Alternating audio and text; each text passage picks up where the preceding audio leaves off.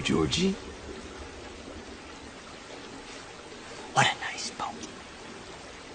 Do you want it back? No thank you, Painted Sewer Man. It is a new adaptation based on Stephen King's 1986 horror novel, which tells a story about 7 kids who are terrorized by an entity who takes the form of a clown in order to bring up their deepest, darkest fears and eat them, I guess. I myself am more familiar with the miniseries that dropped back in 1990, and I recently started listening to the novel via Audible, which is 44 hours. Fuck me.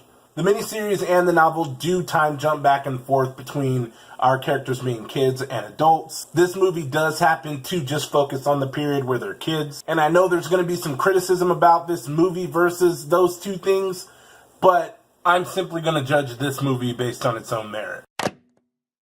So the biggest pro for me in this movie is, of course, the kids in the Losers Club. Just like Teenage Mutant Ninja Turtles or 4 Cougars from New York and Sex and the City, you can undoubtedly find yourself or something to connect to with one of these kids. Like, I gravitate more towards Ben, who's kind of like the chubby, music-loving kid who watches the girls that he likes, gravitate more towards the more handsome other kid. I got pretty dark pretty fast. Also, I wonder how many people were going to say I should be Mike. The other thing that I loved is that the kids in this movie don't talk like kids, and by that I mean they don't talk like kids do in the movies. They talk like kids do in the real world. And it's awesome to see kids talking the way that I remember talking when parents or adults weren't around. Like the disgusting little dirtbag humans that we were. I mean, really think back when you were a kid. Were you having conversations like this? You guys are ninjas? Wow. I thought ninjas were bad guys. Nah, there's good ones and bad ones. Yeah, like dentists. Or like more like this?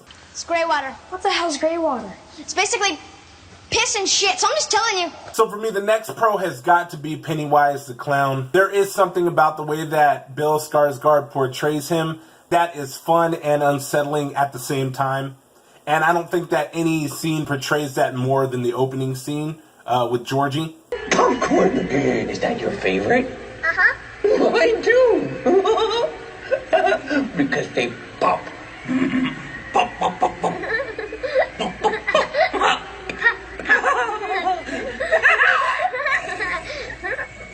Seeming so friendly and then being able to just like flip on a dime to something so sinister is really terrifying and awesome to watch, and is exactly the type of thing that I would put on my like WT fuck is going on creepiness level. Also, I love the way that they shoot Pennywise. They seem to put more emphasis on his eyes and his mouth, and while kind of shading the rest of his features. I know I said I wasn't going to bring up the miniseries or the book, but I must say that the advancement of special effects over time really does step up the intensity in a lot of the scenes. And I just think that they're really going to hold up better over time. I did watch the old miniseries not too long ago, and the effects and things in that don't really hold up as well as they should. But this one I think is going to hold up very well over a longer period of time. The pacing in it is wonderful. Right from the beginning, you're going and you're just having a good time. There aren't really any boring parts or slow parts that I could recognize. I would, however, say if you're going to buy a large drink, drink it sparingly because you are going to have to go to the bathroom at least one time.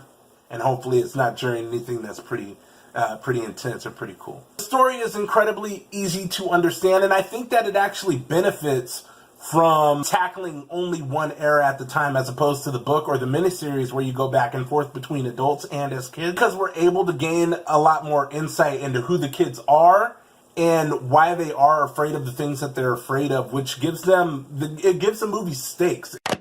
The only con that I really see in this movie is actually that it's not as scary as it was hyped up to be, which for me it doesn't really put a handprints on the movie as a whole. But if you're the type that goes into a movie, or if you define a scary movie as more jump scares and things like that, you will find a little bit of those, a couple of them in it. But If that's what you define as a scary movie, then you might leave a little bit more disappointed. I like to think that these kind of movies like it are more of a haunting that kind of sticks with you for a longer period of time, as opposed to, oh, you hear the scary music and you're getting close to something and then a cat runs and jumps out of the trash can or whatever. Is that scary? I don't know. So for me, the great thing about the movie It and movies like It is the ability of the narrative and the characters to actually put you in a state where you would wonder how you would fare in a situation such as this. It forces you to think of what you're afraid of the most, if you would be able to overcome and move forward when it counts the most. And at its core, that's what I think this movie is really about. It's a character study on like childhood trauma and how we deal with it.